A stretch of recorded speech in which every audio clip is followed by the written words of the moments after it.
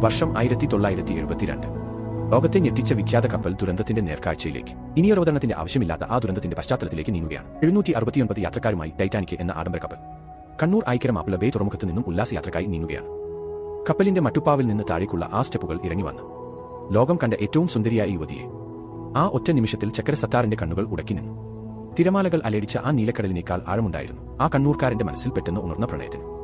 കണ്ണിമ വെട്ടാൻ പോലും മറന്നുപോയ അവൾ അവന്റെ കൈകളിൽ സ്വന്തം പ്രണയത്തെ അടക്കി പിടിച്ചു. ചുറ്റും പലരുടെയും കണ്ണുകൾ അവരെ പിന്തുടർന്നു. പക്ഷേ അവർ ആ ലോകത്തൊന്നും ആയിരുന്നില്ല.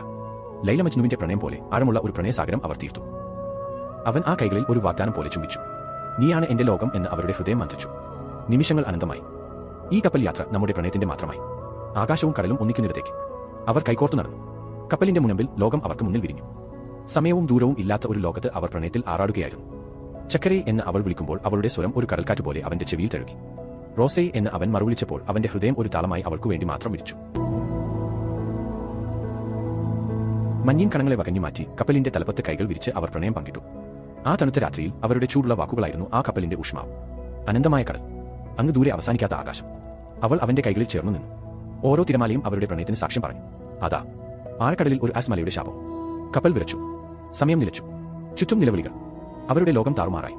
ഭയത്തിന്റെ നിമിഷത്തിലും അവന്റെ കൈകളിൽ അവൾ അഭയം കണ്ടെത്തി. നമ്മൾ പിരിയുമോ എന്ന് അവൾ കണ്ണുകളാൽ ചോദിച്ചു. അവന്റെ മറുപടി കടലെടുത്താലും ഈ പ്രണയം മരിക്കില്ല.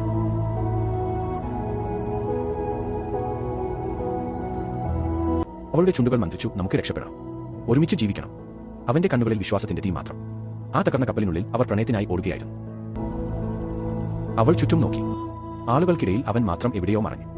ചക്കരേ എന്ന് അവൾ അലറി വിളിച്ചു. ആ ശബ്ദം കപ്പലിന്റെ നിലവിളിയിൽ അലിഞ്ഞുപോയി. പ്രാണനാഥൻ ദൂരെ മുങ്ങിത്താഴ്ന്നു. ഒന്നും നോക്കാതെ അവൾ വെള്ളത്തിലേക്ക് ചാടി. അവളുടെ പ്രണയം മരണത്തെക്കാൾ വലുതായിരുന്നു. നീ ഇല്ലാതെ ഞാൻ ഇല്ല എന്ന് അവൾ കടലിനോട് മന്ത്രിച്ചു കൊണ്ടേയിരുന്നു. അവൻ കടലിന്റെ ആഴത്തിലേക്ക് മാഞ്ഞു പോകുമ്പോൾ റോസ് മന്ത്രിച്ചു, നീ എന്റെ അവസാന ശ്വാസമാണ് ചക്കരേ.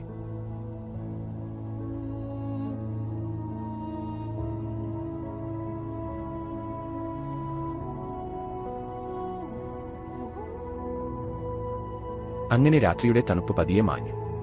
കടൽ ശാന്തമായി. ആകാശത്ത് പ്രതീക്ഷയുടെ സൂര്യരശ്മി അസ്തമിച്ചു. രക്ഷാബോട്ടിൽ റോസ് തനിച്ചിരുന്നു. ചുറ്റും ജീവനറ്റ സ്വപ്നങ്ങൾ മാത്രം ബാക്കി. അവൾ പതിയെ മന്ത്രിച്ചു, ഞാൻ ഇപ്പോഴും ഇവിടെയുണ്ട് ചക്കരേ. ഞാൻ ജീവിച്ചു, നീ എന്നെ വിട്ടുപോയി. ആ തണുപ്പിൽ അവളുടെ കൈവെള്ളയിൽ അവന്റെ അവസാനത്തെ ഓർമ്മ മാത്രം. പക്ഷേ പ്രണയം അവളോടൊപ്പം പുതിയ ജീവിതത്തിലേക്ക് യാത്ര തുടർന്നു. ഇതായിരുന്നു ടൈറ്റാനിക്. ചക്കര സത്താറിന്റെ പ്രണയം മരിക്കാത്ത ഓർമ്മ.